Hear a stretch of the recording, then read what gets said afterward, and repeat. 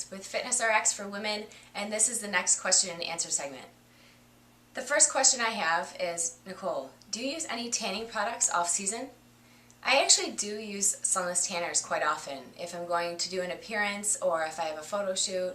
The ones that I like are L'Oreal Sublime Glow. It looks like this.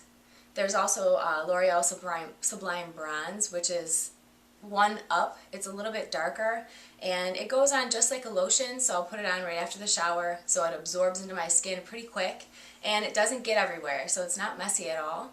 You can get it at CVS or any drugstore, so this is probably one of my favorites.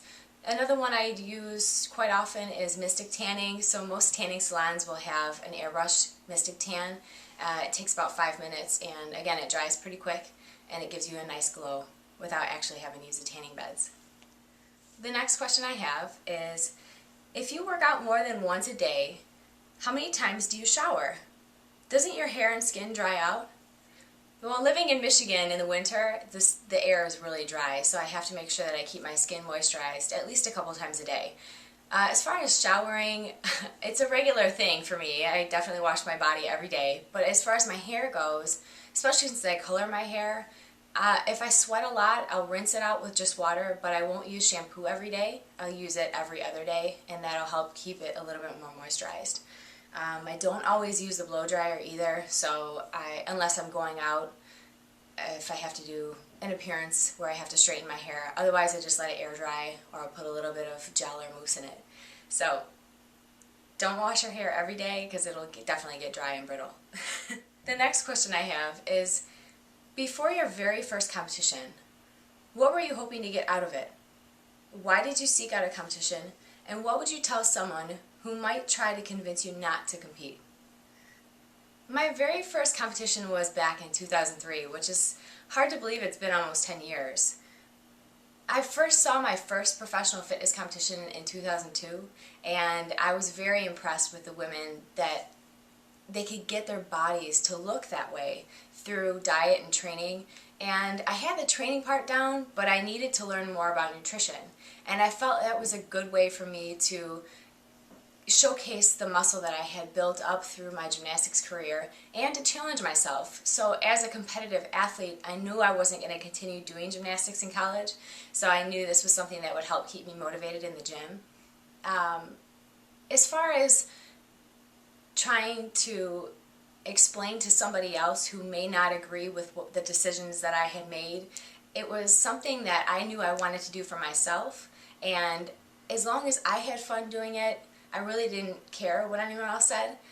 And then once I started becoming successful at the sport, people started asking me for advice and asking me for help with their diet and training tips. So if this is a dream of yours and you want to challenge yourself and take your physique to the next level, I think it's a great opportunity for men and women to get involved with.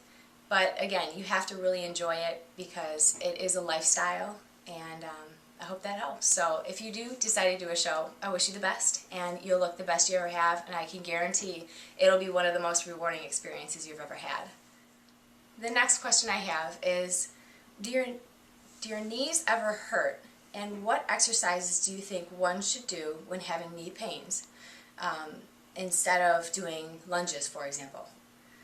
Well, yes, I have had knee problems in the past, and I think it stemmed from gymnastics. I've actually had 2 knee surgeries on my left leg, and I was pretty young, 15 and 16. I had meniscus tear in both knees, and the first time they tried repairing it, so I was on crutches for a long time, and it took a good year to gain the muscle back that I had lost. So when I had tore it again, I was pretty distraught, but it took that was one of the reasons I decided not to do college gymnastics, but throughout the next few years, I did have days where it would cause me a lot more pain, and sometimes it would even hurt to get in and out of the car or roll over in bed. So I had to make some modifications in my workout program. But I then started taking glucosamine chondroitin, like a joint complex, and it really helped reduce the inflammation, and I could run again. So I think that through strengthening my leg, doing squats and lunges and leg extensions and just keeping the whole area around the knee strong, it really helps prevent injuries now. So I can run as often as I want, but I know that once it starts getting a little bit sore, I need to take a day off from running and I'll do something different. So it's all about listening to your body and making sure whatever you're doing isn't causing you pain. But try to take a joint complex and see if that'll help. And some alternatives for lunges would be a one-legged leg press. And make sure that when you're training, you're using proper form. So make sure that your knee doesn't go over your toe when you're doing squats or you're doing lunges, and that will help prevent knee pain as well.